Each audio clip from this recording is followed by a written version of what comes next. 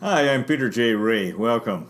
Today's topic is John Quincy Adams, Part 4.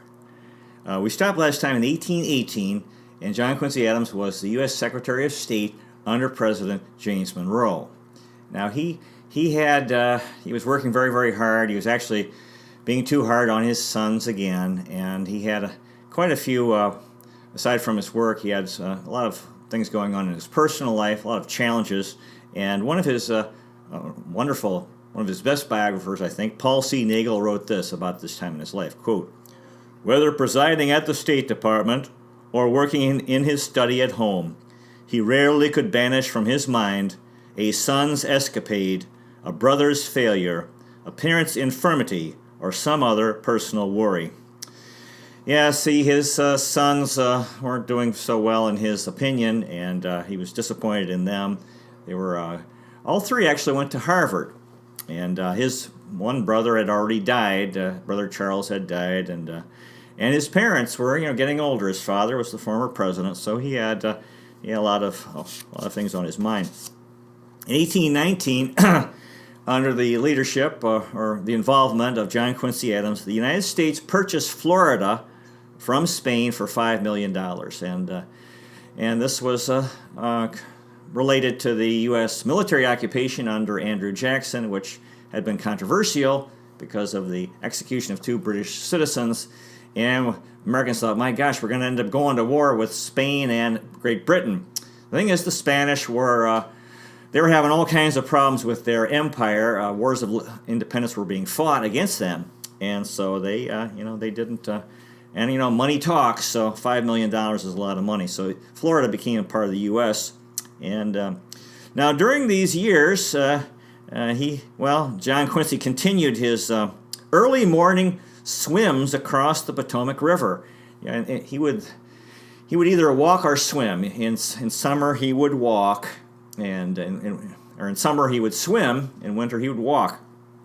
There was one funny time. This Margaret Bayard Smith, who was was a writer, and she was trying to get an interview with him. He actually would swim naked, take off his clothes, and she couldn't couldn't pin him down, and so finally she learned that he would go very early in the morning, like 5 in the morning, and he'd go in the dark, or 4 in the morning, very early to swim. And so she went one day, and he was in the water, and he was coming out, and his clothes were there, and she said, I'm going to have an interview with you, Mr. Secretary. This may have been when he was president.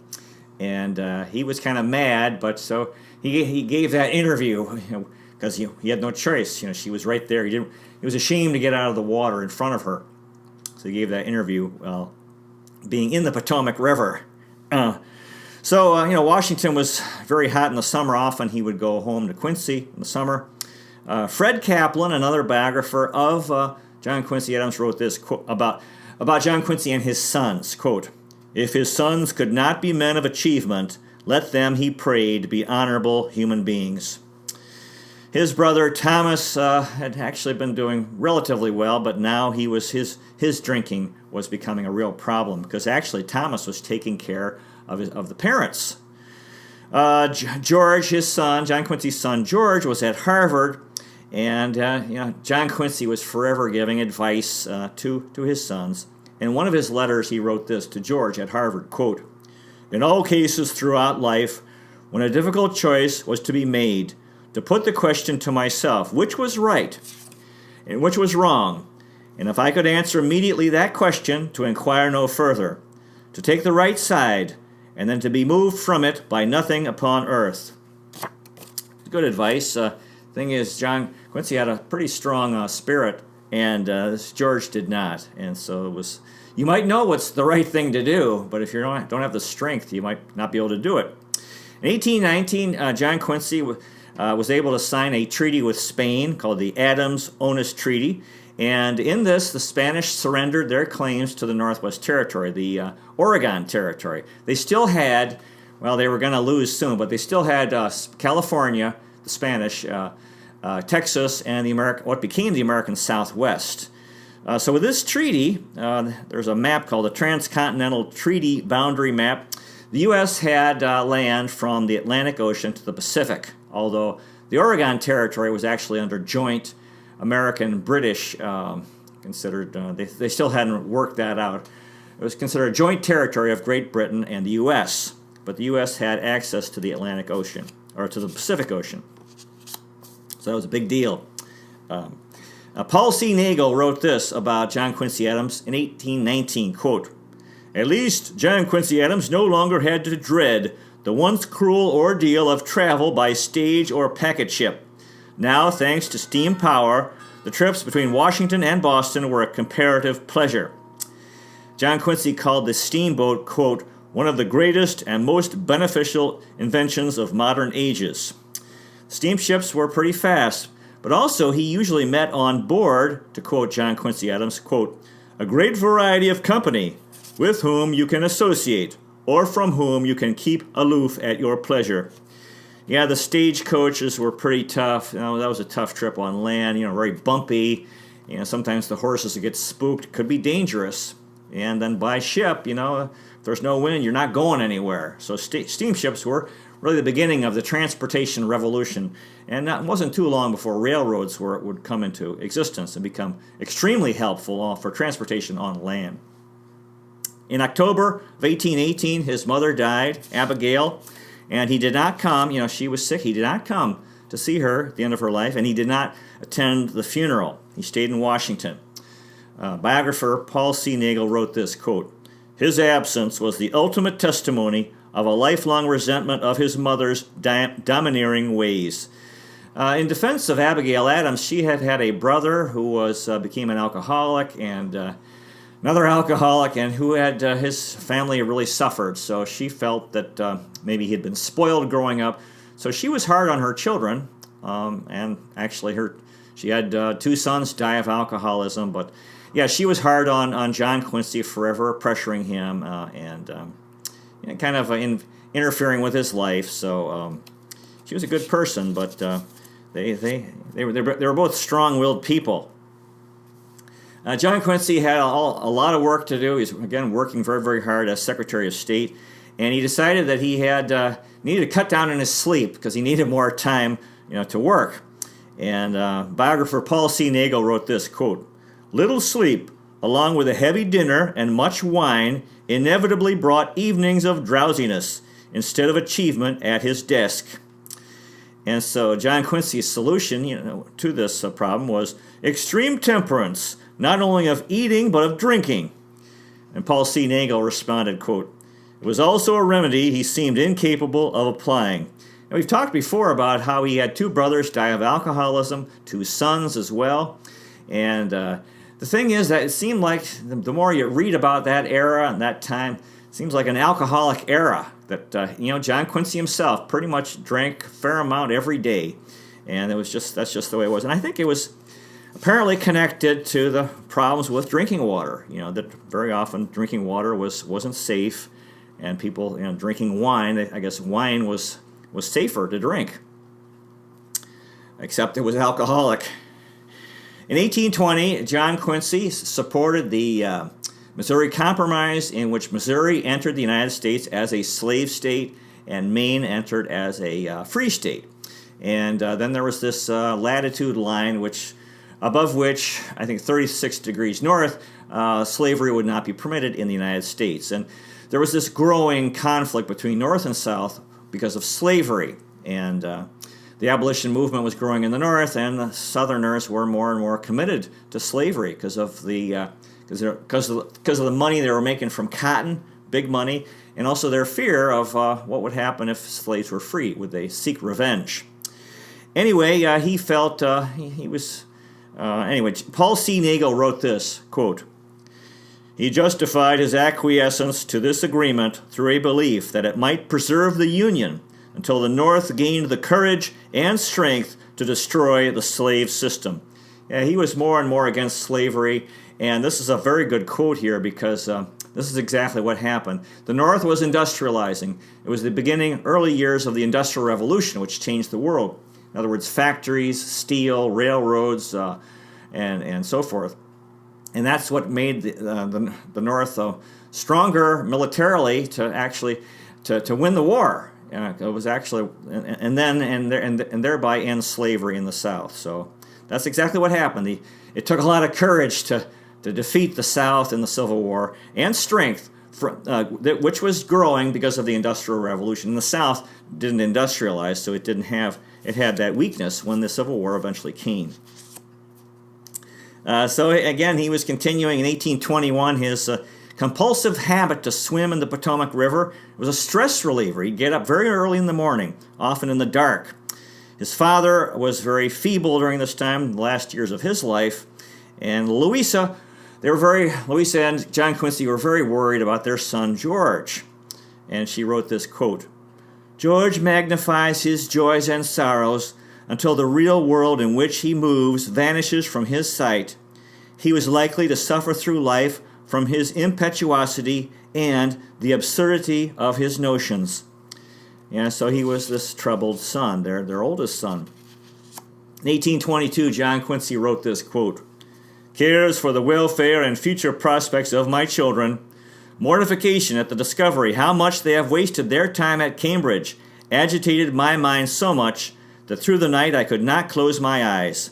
I had hoped that at least one of my sons would have been ambitious to excel. I find them all three coming to manhood with indolent minds. It is a bitter disappointment."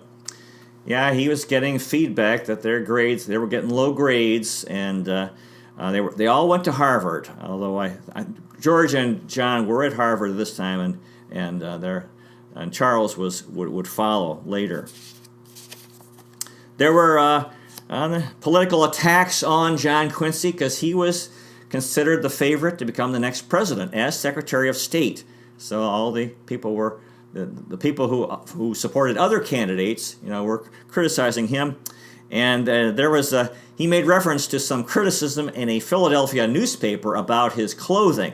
He was kind of like Thomas Jefferson, one of these intellectuals, indifferent to clothing, and he wrote this about this criticism he received from the Philadelphia newspaper, quote, "On account of the negligence of my dress, that I wear neither waistcoat nor cravat, and sometimes go to church barefoot." Well, I don't think they said that, but he was exaggerating. But he had a good sense of humor. He's making a joke here. In 1822, he set a personal record by swimming for 50 minutes. And a year later, he was up to an hour and 20 minutes. His wife, Louisa, and their doctor thought he was overdoing it, and they urged him to abandon what she called excess.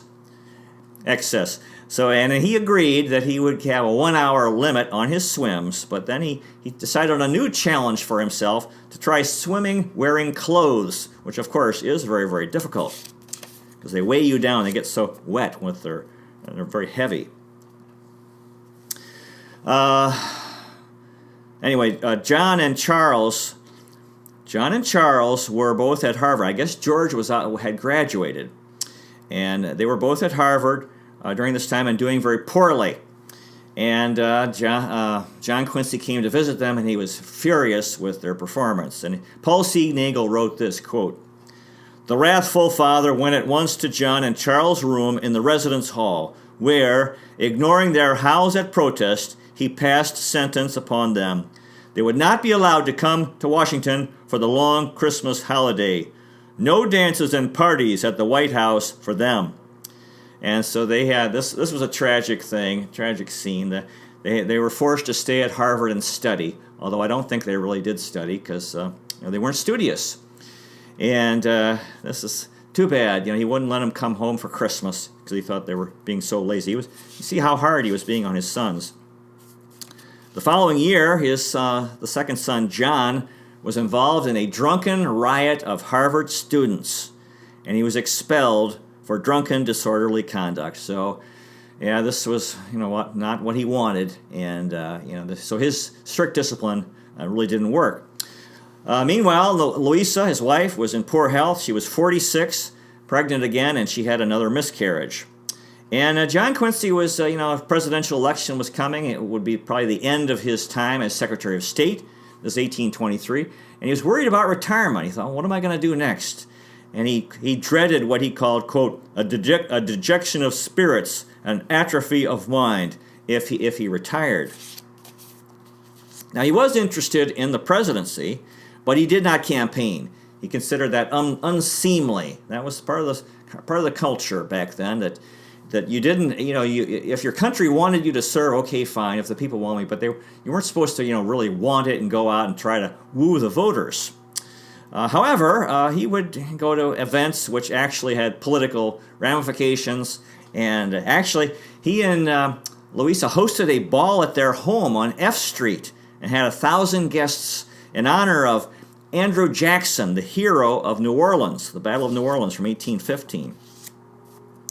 So this was really something. 1,000 people. Paul C. Nagel, biographer, wrote this about that night, quote, "On that night, an estimated 1,000 guests somehow pushed into the Adams house to dance, drink punch, and gawk at Andrew Jackson." 1,000 people, you imagine, gosh, I wonder, they must have been really packed in there. But this was really a political thing there. He was honoring Andrew Jackson.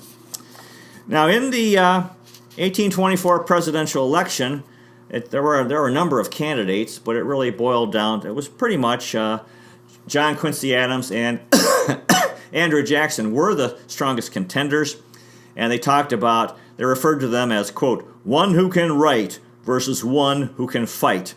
In other words, an intellectual against a warrior. John Quincy Adams, the intellectual, and Andrew Jackson, the warrior. The thing is, actually, they were both warriors. John Quincy Adams never went to war,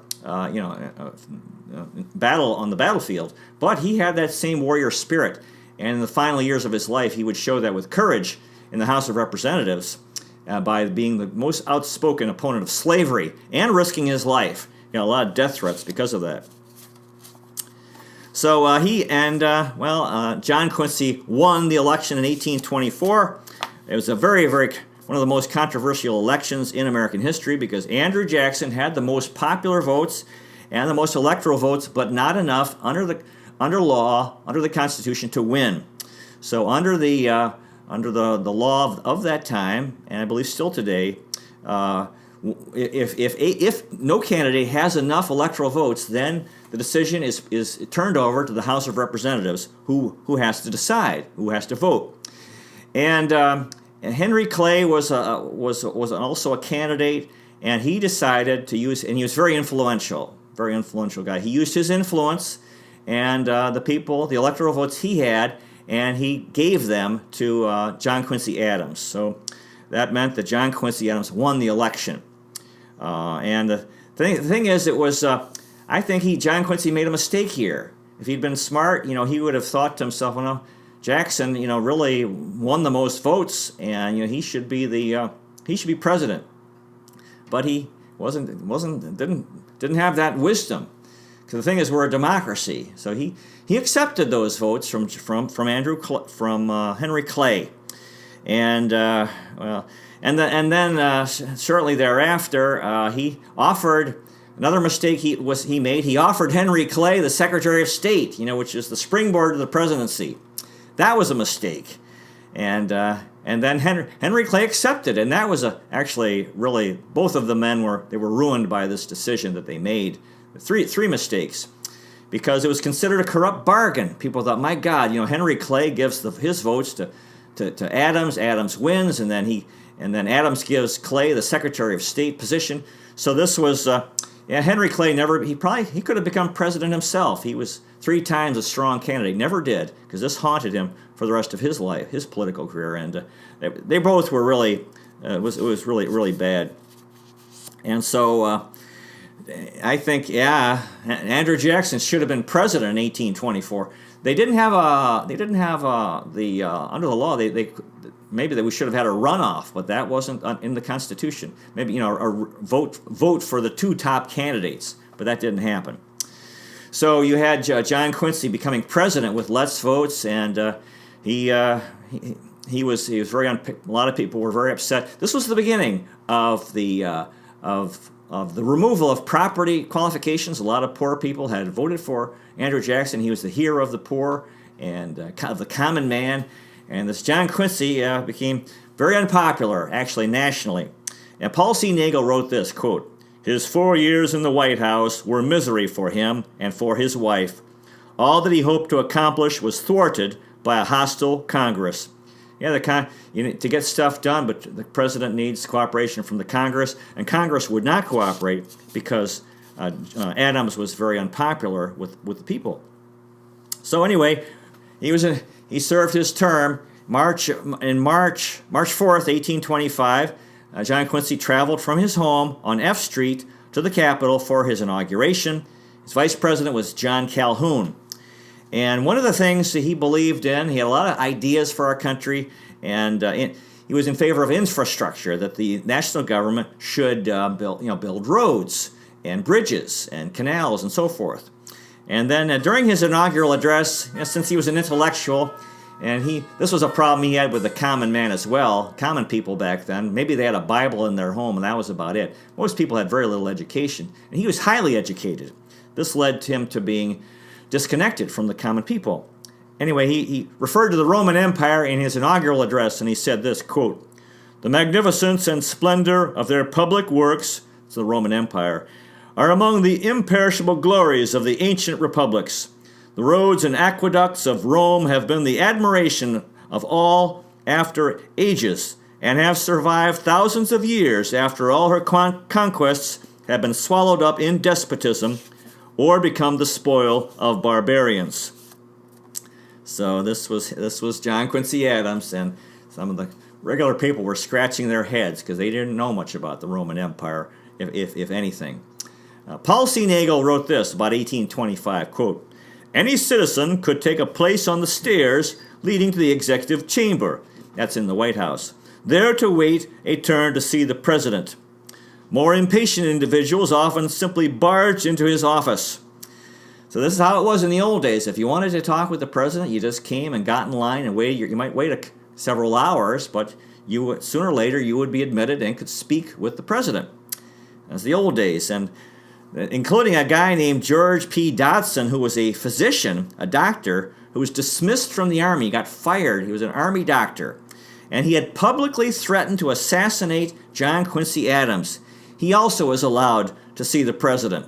This is before we had the assassinations of Abraham Lincoln and James Garfield and William McKinley, and then we needed security for the president after this, but there was very little security beforehand. In 1826, John Quincy Adams signed a treaty with the Creek Indians in Georgia, ceding much of their land. In other words, much of their land was turned over to the U.S. or the state of Georgia. This is a very tragic and controversial issue, the status of American Indians during this time. On the frontier, Indians were feared and hated. There had been war, and a lot of Americans had been killed by Indians. There was a war. Indians were fighting back. There had been a lot. So anyway, this is a reality that people don't want to talk about today. We feel it's good that we feel sympathetic to the Indians, what happened to them. We have to remember there was war, and as Americans pushed west, Indians fought back. They didn't like what was happening, and they were warriors themselves. So they fought and killed American settlers, which created this fear and hatred of them. Most Americans believed that the Indians were doomed to extinction. In 1828, John Quincy Adams wrote this, quote, "Colonel Brearley has accompanied one party of Creek Indians from Georgia to the Alabama Territory, and is soon going to muster another detachment of them for that purpose. But he says they will not go till they are starved into another sale of their lands, which must soon happen, as they will exercise no industry, and now live only upon what they receive from the U.S. Americans at that time believed that the land was for settlement, and there was no room for hunting and nomadic societies. Since the Indians, they did some farming, but they were primarily hunters. In his annual message in 1825, John Quincy wrote this, quote, "The spirit of improvement is abroad upon the earth, while foreign nations less blessed than ourselves are advancing with gigantic strides in the career of public improvement. Were we to slumber, would it not be to cast away the bounties of Providence and doom ourselves to perpetual misery?" So he was in favor of the government building highways and canals, and also he thought the government should promote science and astronomy, especially the common people they were scratching their heads when he talked about stuff like that, promoting science and astronomy. And then there's another quote that's kind of similar to that, but has some there had some controversial words which really hurt him politically. Quote, "While foreign nations less blessed with that freedom which is power than ourselves are advancing with giant strides in the career of public improvement, were we to slumber in indolence or fold up our arms and proclaim to the world that we are palsied by the will of our constituents, would it not be to cast away the bounties of providence and doom ourselves to perpetual misery?" Now the key words there, he refers to being palsied by the will of our constituents. In other words, the American people didn't want these things. So, but they should be done anyway, that there wasn't a strong public desire for infrastructure. And so this was very offensive. People thought, my God, he's anti-democratic. So it's very, very big political mistake, those words, palsied by the will of our constituents. However, despite his political problems, these things actually were being done anyway. There was a national road from Washington to New Orleans that was being built. Another one from Missouri to Mexico. Lighthouses were being built to make it safer for ships coming to harbor. A lot of money was coming into the government through sale of public land. In 1825, in October, the Erie Canal was completed. A canal is like an artificial river. It's like when they dig a trench, the boats can pass through it. And the Erie Canal linked Lake Erie and the Great Lakes to the Hudson River, which flows down to New York City and then the Atlantic Ocean. And this really led to the boom of New York City, because you had all this, that meant all the products which could be shipped to the Great Lakes could then make their way by ship to the East Coast through the Erie Canal. And this led to New York City becoming the very wealthy, powerful city that it became. So as I said, he had a lot of these visitors would come, and everyone was people expected to be able to see the president. You can't do that now. One of his visitors in 1826 announced himself as St. Peter and spoke violently for 15 minutes. And just imagine how he was patient listening to this fellow before he was finally ushered away. Another visitor identified himself as a dentist, and John Quincy took advantage of the opportunity by having a decayed tooth removed and having the tartar, which had been accumulating for 4 years, removed as well since his last visit to the dentist. By 1826, there had been all these, most of the countries of continental Latin America had become independent of Spain. Spain had lost most of its empire, except for Cuba, Puerto Rico, the Philippines, and Guam. But everything else was gone. Everything in South America, Mexico, and Central America, they were all gone. And then there was a meeting of these countries, of really you could call American countries from North and South America, a meeting in Panama. And the United States was invited. But it also included countries in the Caribbean, including Haiti, which had become independent of France, and through a successful slave rebellion. Now, this scared the Haitian Revolution scared the heck out of white folks in the South. This was their ultimate fear, because in that revolution, all the French white people in Haiti, or formerly known as Saint-Domingue, had been killed or left Haiti. And so Haiti was going to attend this meeting. And so therefore the folks in the South, or the politicians, says, we can't go to this. That means we would be meeting with these Haitian leaders on a level of equality. And so the United States did not attend that meeting. In 1826, his father died, July 4th, and so he lost his dad, and he felt real bad about it.